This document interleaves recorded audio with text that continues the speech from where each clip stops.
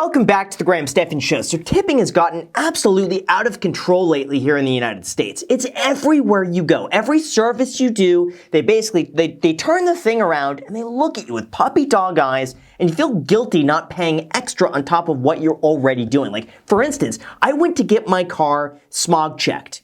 It's something every year you gotta go and do it, and usually it's between 20, 30 bucks depending on where you go. Well, guess what? I got my car smogged.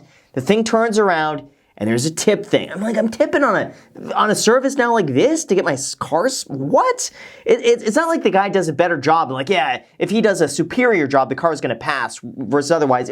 It's not. Where does it end? So this is Dave Ramsey's rule on tipping that I wanna cover with you because this seems to be getting worse as soon as you hit the like button and subscribe, because that's gonna be my only tip. I'm not asking for money here. I just want you to hit the like button and subscribe. So thank you guys so much, and also big thank you to Aura for sponsoring today's video, but more on that later. I understand tipping 20% at a restaurant when I'm dining in, but am I obligated to tip at a restaurant when I place a to-go order? There's no service provided other than making a meal, and I drove to pick it up. Am I wrong here? I'm curious what your thoughts are with how crazy tipping has become culturally. Yeah, where does it end? That's the issue. I could see, like, all right, we're capping it at 10%, but then now, like, I'm going to restaurants and there's now a service fee, like a restaurant service fee on top of the tip, on top of the tax. And I'm like, what is this? And then I looked it up. Apparently it's because a lot of the people at restaurants are underpaid. So now they add in this fee on top of that that's not mandatory, but it's on the bill and you have to manually ask them to go remove it because technically it's optional. And then you don't want to be the asshole who's like, excuse me, there's a $5 service fee on top of my thing, on top of the tip, on top of the tax. Can you remove this? You don't want to do that because then they look at you and you're with a table of other people and they kind of single you out there and they make you feel really bad. Man, if we could just go back to just, here's the price it is. Just bake it into the price. I don't care. I don't want to have to think about it. If that's the prices, raise prices. If a restaurant can't afford to pay their workers enough, raise the prices. There's got to be a way around it. Pay them more. Dining in, I'm outrageously tipping. Valets, I'm outrageously tipping. A, they're out in the rain, the sun. B, they're driving my really nice car, and I don't want Ferris Bueller's Day Out. I believe in tipping. There were some physical services provided. Tipping at a fast food joint, no. Yeah, it really comes down to the service provided. If customer service is a part of the experience, if you're going there and you're treated well, and that makes it a better experience, then I could kind of see it. But then where do you draw the line between an employee who's doing a great job, not necessarily because they have to, but because they're just good at what they do, versus someone who's getting paid on, on their service, on making it the best experience possible, which I guess you could technically argue encompasses almost any job. Any customer-facing job now, technically, under those rules, you could tip. But I don't know. When I think tipping, I think definitely sit-down restaurants, valet for sure, the people at the hotel where they take your baggage up to the room, stuff like that. But now it's just expanded across just about every industry, and the line is blurred.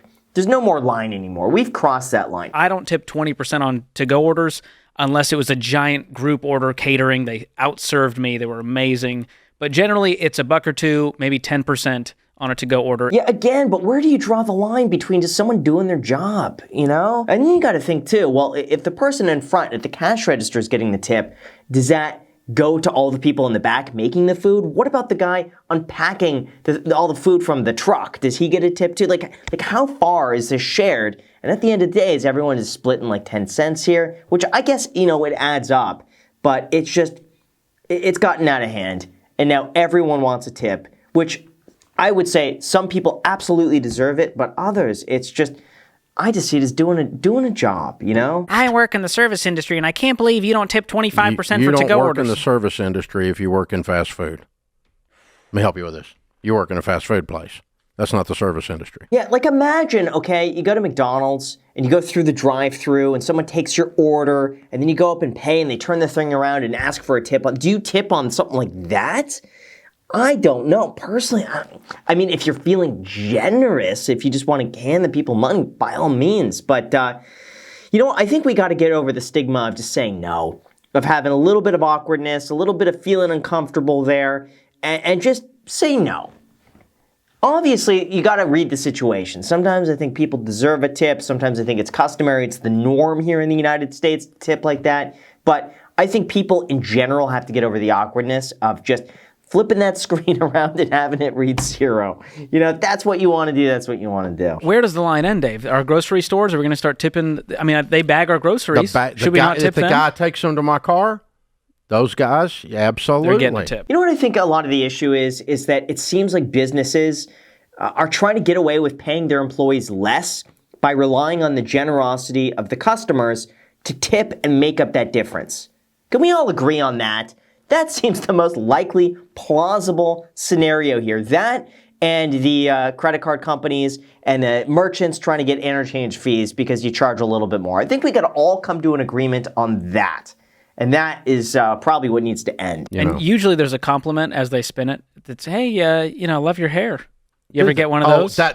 They never say that to me, George. Oh. I never get love your hair. Wait, hold on.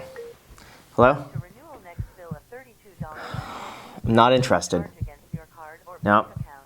Could you take me off the list, please? All right, real talk for a second. I know we're talking about tipping here, but let me give you a tip. I don't know if it's just me, but these spam calls are getting absolutely out of control. I know I signed up for a few holiday specials over the last week to get some discounts, but it seems in doing so, they got my phone number, and now they've been calling me nonstop from these different numbers, trying to sell me things that I don't need. Now, in doing so, I did learn that a lot of these spam calls are the result of data brokers who make a fortune selling your information to spammers, robocallers, and others that want to learn more information about you, like where you live. Thankfully, though, our sponsor Aura can identify data brokers that are selling your information and submit opt-out requests on your behalf. Brokers are legally required to delete your information when you make a request, but they make it extremely difficult to do. That is why Aura is there to handle it all for you. They make it really easy to set up, so you don't have to download a whole bunch of different apps to get things like parental controls, antivirus, VPN, password management, identity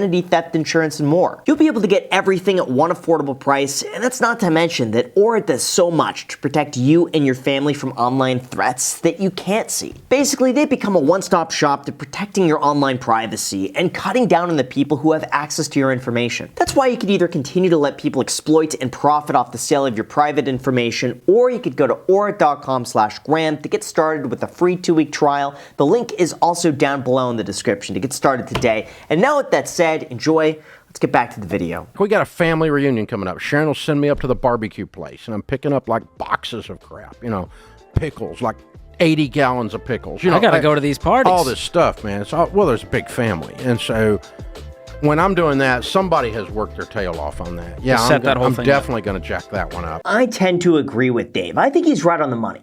Now, I want to expand on this a little bit because Patrick Bet-David from Valuetainment also has a lot to say when it comes to tipping, and this is what I found very interesting. 11,945 Americans found that 18% of people tip less than 15% for an average meal at a sit-down restaurant, and an additional 2% tip nothing at all. That's kind of crazy. Some of it I feel like is a bit of tipping fatigue, where people tip everywhere, and as a result, they wind up tipping less because you're like, I already gave out all my tips for today. Going out to a restaurant where it's customary that you're going to tip, 18 to 20%, and you just feel, you know what, I've already tipped enough today. Let's tip a little bit less because I'm tipping everywhere. That's what I think some of the problem is. If tipping were, I want to say, less common or only in a few industries, people would tip more.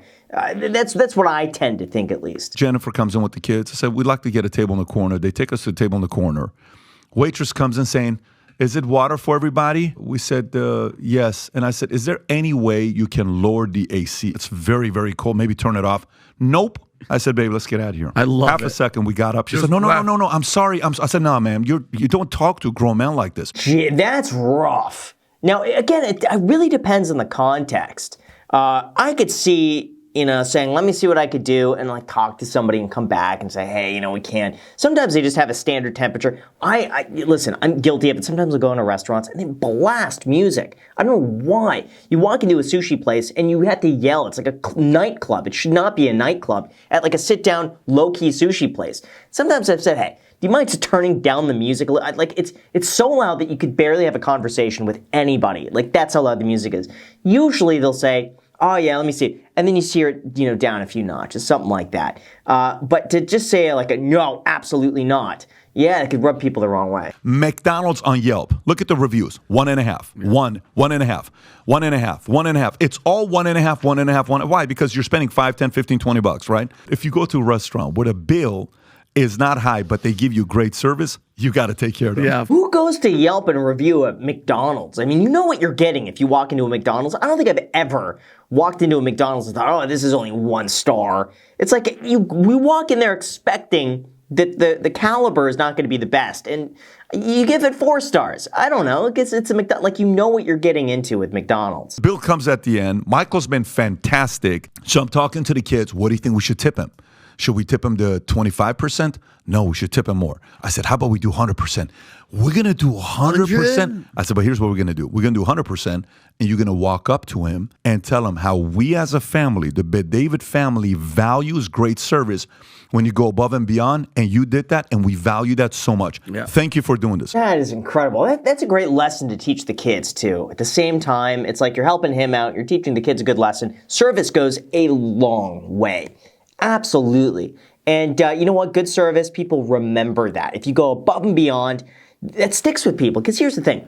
People go in with a base level expectation of how they're going to be treated. If you meet that, it's not memorable. They'll forget it because they were expecting that anyway. If you give them more than what they expected, all of a sudden that really stands out because you're above everyone else. You're giving a better service than they've ever received before. So by doing that, in essence, you're going to stand out. You're going to make an impact on people. So we role played. What's the proper answer? Dylan says, so what should the answer be? Then Dylan says, you know, the AC in this corner control is the entire restaurant, but maybe we can seat you somewhere else if you're okay. That's warmer. Smart. I said, that's all you have to say. That's it. You don't have to say nope. So with that said, you guys, let me know what you think about all of this down below in the comments section. Would mean the world to me. That would be my tip. Like I said, my tip is that you interact with the video, you like it, you subscribe, and if you're feeling extra generous, make sure to get a free stock down below in the description when you make any deposit with the paid affiliate link down there. Helps me out, and you get a free stock in the process, so we both win. So enjoy. Let me know which free stock you get, because that could be worth all the way up to a few $1,000s if you're the really lucky one. So enjoy. Thank you so much, and until next time.